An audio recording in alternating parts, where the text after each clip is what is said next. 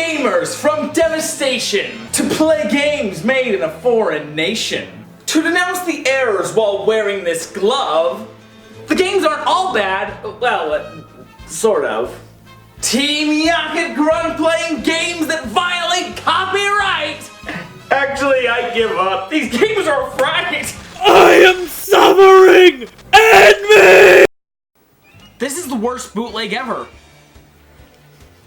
This is the worst bootleg ever! This is the worst bootleg ever! Pokemon Snakewood is a bootleg made by the hacker Cutlerine in the year... I don't know. It has to be at least 2010 because I got that Gen 5 fake Pikachu at one point in this game, but whatever. Let's start it off. So Pokemon Snakewood takes place in the same universe as Pokemon Ruby. In fact, it uses the same map, but it's slightly changed in a lot of clever ways. It takes place a couple of years after the events in Ruby's, but a zombie apocalypse has gripped the land, and you play as the main character's younger sibling. I went and picked the younger sister because I have an irrational hatred for the male character model. I think it might just be that shade of red. Gross. One of the names was Loba, which I felt was the canonical name. So I picked her and I wound up in the charred remains of Littleroot Town with amnesia. Nearby are 3 Pokeballs. You don't get to look inside to see what they are, but you do get a vague description. The choices we have are, 1 is spitting out exhaust fumes, 1 is spinning on its axis, and there's 1 that makes you feel uneasy. Since those are the only options, I decided to take the one that makes Loba feel uneasy, and it's a Paris. Not the greatest starter, but I can dig it. As for the nicknames, I pulled up a glossary of paranormal terms and looked at the closest word to the Pokemon's name. For Paris, I came up with Pagan. As for the Pokemon I plan on using, there are a fair amount of Fakemon in this game, so I'll try and use those. So I leave the town and I see Professor Birch being attacked by a zombie! Talk about a bruh moment, am I right? So I attack the zombie, who uses a zombie Bulbasaur. After trading a few blows, it faints and then the zombie crumbles in the sunlight. And then I get to conversing with Professor Birch. He explains the plot. So I'm the league champion's little sister. The league champion, Brandon, left with May and went to go stop the zombies, and the professor wants me to go find them. Awesome, I've got my objective. So I head on over to the next town, get myself a free potion, and then I head on up and find Birch again. He found an abandoned Pokemon egg and wants me to raise it. Cool! So I head out, and most of the trainers who usually inhabit this route are replaced by zombies. I see a boy who's about to get munched on by a zombie, and I rescue him. When I do this, he gives me running shoes. Very cool. So I run on for just a little longer, and then this zombie challenges me to a fight, and the game crashes hard. Is this blunder so bad that I have to stop playing now? Not exactly. This actually happened a lot during my playthrough. I thought I was gonna have to get mad at some random Chinese person and purchase the shipping to send it back to China, but it only had like a 5% chance of happening every time I started a battle. The screen would go black and then that Screams of the Damned would happen. So since I knew this could happen all the time, I started saving all the time, and I stopped losing much progress. Second attempt at the battle started off just fine. She sent out her Rotmander, I beat it, and she crumbled away. Awesome! I got to the next town and the Pokemon Center was completely gone. However, there was a med kit, so I used it and patched up my Paris and steadied on. Well, after that, I went through the Petalburg Woods and I ran into what some philosophers might describe as a big flippin' problem! It was a woman who had a headless Houndour and a hunch crow. Oh, by the way, what even are those zombies' names? Hound Sour? Dirt Crow? Every zombie has to be given a zombie pun. Well, I don't really want to use the word pun because Meryl is Grayville. It's not clever. In fact, I feel dumber after hearing it myself. But they do have some clever ones later on. Miasmar, Poliwraith, Gorlax. Anyway, back to the worst battle I've ever had in any Pokemon game. So, I'm a Paris, and I have to fight a Fire type and a Flying type. It took over 3 hours to level up enough that luck could carry me through this battle, praying that I didn't get hit with any of their moves that would one-shot me, long enough to use Stun Spore, and then having them get paralyzed every single time they tried to attack until I managed to kill them. This is partly my fault for not training a Zigzagoon, but it's also their fault for making one of the starters have ×4 weakness to the first gym leader. Honestly, this is the meanest thing that I have seen in any bootleg. And I didn't misspeak when I said gym leader, because after the zombie was defeated, she dropped the hard badge. And now I have a way too strong Paris! I will easily defeat any stupid challenge from here on out, but my second Pokemon hatched. Oh my goodness, what's it gonna be? What's gonna pop out of the egg? I offer you a nice egg in this trying time? Well, I fight my way to Rustboro, and what greets me but a human head? I gotta fight a head. Okay. In this city, I met my rival, Alicia. Well, I guess I met her earlier, but it completely slipped my mind. And this probably should have been a tough fight, but with my level 20 Paris, I make quick work of her Pokemon. After that, Giles meets me, and he decides to trust me. A horrible decision, really. But he doesn't need a weakling ally, so he fights me and... Oh, he's got a Face Leech! And unfortunately, it one-shots my Paris. So I had another pointless hour of grinding. You know, the worst part of all is that for all this grinding, I can't fight anything stronger than a level 5 to level up my level 20 Paris. But after I do defeat his Face Leech, it gets pretty simple. I head over to the Whisper Cave, and I help him close a demon portal. But when it's closing, a bunch of demons rush out, and I need to fight them all off. Demons, as it turned out, really like the Pokemon Reinreith, and, you know, screw it, Claw Fossil. There are 3 demons, and each one had 2 Claw Fossils, and it was pretty easy. After that, the game had another annoying problem, and... this is healing. Sometimes there are only like 3 health kits tightly packed together, and sometimes you'll need to backtrack for over 5 minutes to heal up your Pokemon. After fighting 6 level 16 Claw Fossils, my HP is garbage, but I do know that there's a town right at the end of this cave. Just kidding, it's a chick with like 3 16 level Pokemon. See you later, dude. Not that I can beat her with my Paris at the level it is anyway. The only upside is that now I can murder level 9s to grind. So I murder a bunch of these Whismers, and finally, Paris evolves! After that, the fight was relatively easy. This earned me the HM for cut, and I head over to this roadblock, hack it down, and there's not a whole lot up here. There was a dead sailor who had a Magikarp on his body, and I also find a woman who was training on the beach. We tussle, but she was pretty easy because I am way over leveled, and after I won, she gave me a gym badge, so that was pretty sick. And it turns out the Magikarp that the sailor had was carrying the HM for Surf. So I go and grab an HM slave in the form of Zigzagoon, and we head down to Dewford. On my way down, I got challenged to a fight by a pirate, which is a pretty common enemy in this game, but they usually use Drake as the model, and I found that really weird. Okay, so the first thing I do when I get to Dewford is I try to enter the cave, but I can't. So then I head to the gym, which I did not care for, because on the one hand, it shares Brawly's gimmick of being black as pitch, but when you beat one of the trainers, it doesn't make it easier to navigate, and on top of that, it's probably like 5 times bigger than the original. Anyway, I get to the king of the gym, but he will not fight me until I check the cave, like I was trying to do. The cave is also bigger, but at the end is this green Charizard, who attacks me with a Pokemon simply called Dragon. I don't do that tongue thing. But while I was in the cave, I did find myself a Fakemon that only knew Bide. Yeah, no thanks. However, I'm attacked by one later that apparently knows a rock-type move, so then I start training him. After that little skirmish, we can stumble our way and fight the gym leader. But it was an easy enough fight, except for his last Pokemon. I don't know what type it is, but it has Wonder Guard, which means unless it's hit with super effective moves, it doesn't take any damage. And it's a level 1 that only uses the attack Nightshade, an attack that does the same amount of damage as the level of the Pokemon. This was just a plain annoying fight. Fortunately, I was able to poison it and have it chip at me while it slowly died, but oh boy. After that, I surfed on to the next challenge in this fun and interesting game. So, I don't know if I mentioned it, but that chick who had the 3 Pokemon instead of being a Pokemon Center, her name was Pestilence. I think we're gonna have to fight the 4 Horsemen. You see, the thing is, instead of going through zombies in this next area, we're gonna be fighting former chefs. Chefs that are starving because of famine. They're super hungry, they attack you, they howl, and one even burst out of a lady's chest. Like that flippin' thing from the movie. Hey, did you ever see this really old movie, Aliens? The next part is odd.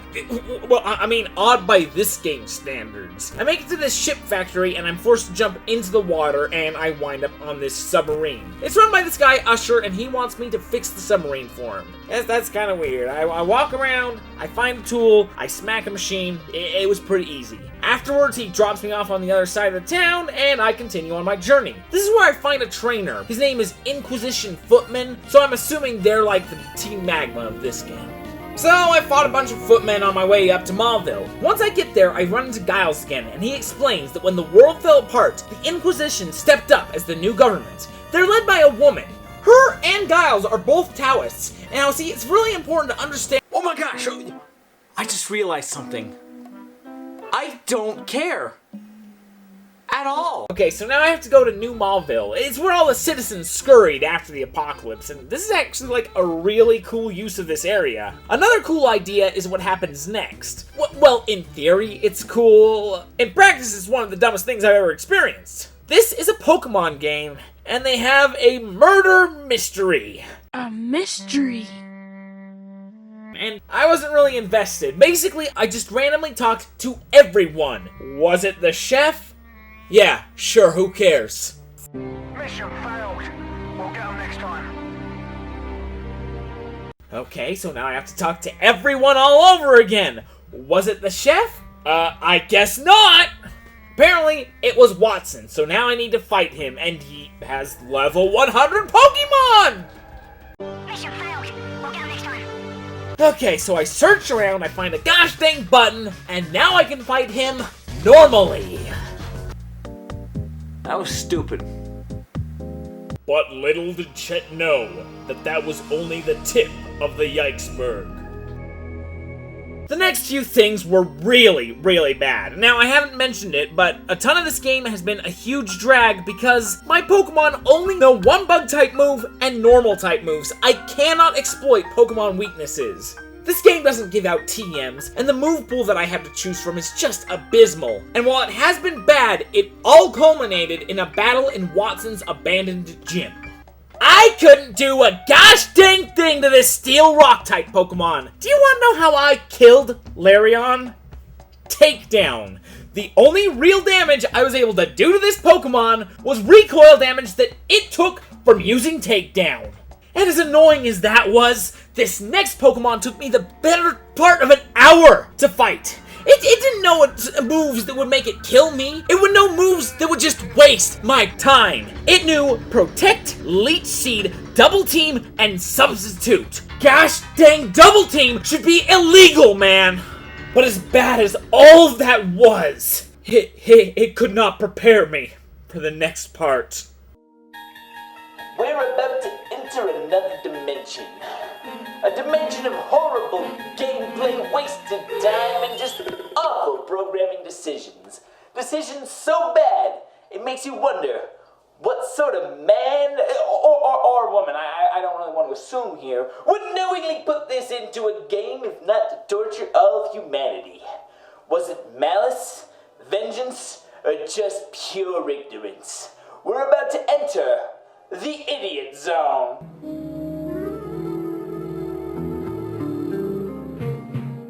The Inquisition hideout took me upwards of 4 hours to beat. 4 hours of bad puzzles. Okay, so the first zone had me fighting a bunch of dudes with afros called the Deadly Seven. There are 10 of them. When you talk to them, the writing is trying so hard to be funny, but it just comes off as so cringy. After each fight, you leave the room and you get kicked off the side of this mountain and you need to navigate all the way back. They wouldn't let you just fight 1, 2, 3, 4, 5, 6, 7, 8, 9, 10. No, they said 3 minutes navigation after each fight. What? After you finally beat all all of them, you need to hit a random button on the side of a random sign, which leads you to a room that's full of panels. And now you basically need to play Simon Says. Every panel in this room will send you back to the start, and you need to navigate sight unseen until you randomly just stumble on the right combination. I'm betting that a lot of these ideas were actually thought up at Game Freak, but in playtesting they discovered it to just be frustrating to players, and therefore they scrapped it. But Cutlerine ain't no coward. They aren't gonna let something like bad game design stop them from implementing something. After you make it through the stupid puzzle, you need to fight all 10 members of the Deadly Seven again. They're not hard. They only have one Pokemon apiece, and they hardly give you any EXP. But I got a goat demon Pokemon. I named it 666. It eventually evolves into a milk tank. And honestly, my Pokemon are way too weak. I can only send them in, switch into Parasect, and it's just annoying. It was very tedious. But after I beat all 10 of them, they climb under the table, and you need to fight each one. Exact same levels. Exact same Pokemon. This isn't fun. This isn't a test of player skill. This is a waste of time. But after you beat them all for the 3rd time, you get another flippin' Simon Says puzzle.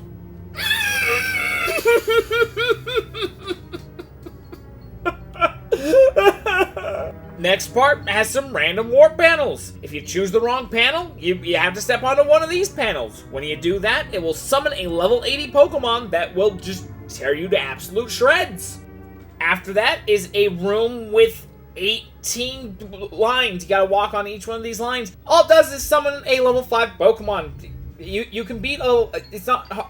Oh my gosh. You're so good at game design.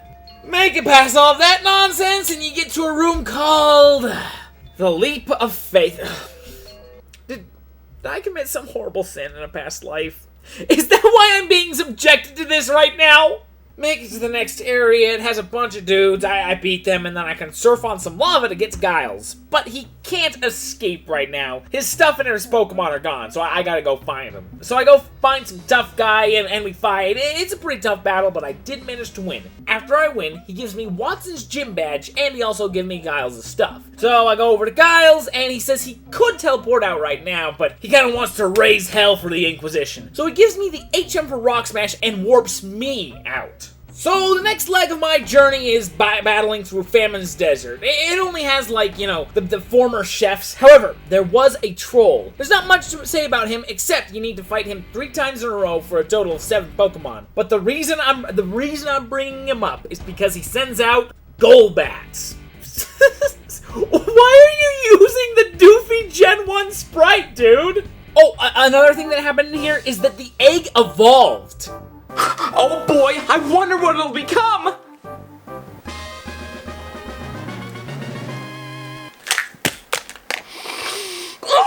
I offer you a nice egg in this trying time. Okay, I got to the end of the desert, and I got to Famine, and they have me fight Elisa, and fighting her sucks. My team composition is complete and utter trash. My move pool cannot do a thing. Oh, and Confuse Ray, all of her ghost-type Pokemon. No, Confuse Ray.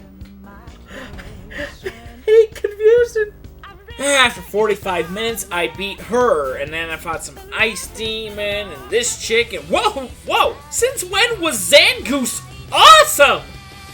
Yours is the Mega Kick that will pierce the heavens! Oh, and apparently my Pokemon! Okay, the next couple hours is just a bunch of vague story BS. I fight and catch a shining Aerodactyl. I need to fight more of the Deadly Seven. There's this dude who has a Celebi. I got myself a Vespa. Oh, and I was also very easily convinced to betray Giles and join the Inquisition. And for the next story beat, I need to go to the Inquisition's headquarters. So I went and did that, and then they had a big, long exposition dump. And then I went and found the other horseman, and it turns out that Elisa was just the Horseman War. And more exposition dump, and then another half-hour-long fight. And here's the thing, I've said half-hour-long fights throughout this whole video a few times, and I gotta drive home. How annoying that is. You've played Pokemon before. Have you ever had a Pokemon battle that dragged on for even 10 minutes? I highly doubt it. But this bootleg, it's just commonplace. After that battle, the 3 horsemen get scared because Death shows up, and he told them that they're not supposed to be, meddling into human affairs. So they run away, and then Death says he's gonna kill my character, so I run and hop in the flippin' water. Oh, and we're back on the submarine. I've dealt with a lot of bootleg blunders since I've started looking at these types of games. But this next thing may be the crown jewel of stupid stuff. So Usher asks you if you will fix the elevator for him since he's saving you. And you're like, oh yeah, sure, I'll do that. So I go downstairs and I look everywhere. I find the elevator. It doesn't work. So I talk to every piece of wall in this forsaken fortress. Up, down, every which way. And after looking at everything, I look up the solution online. And this...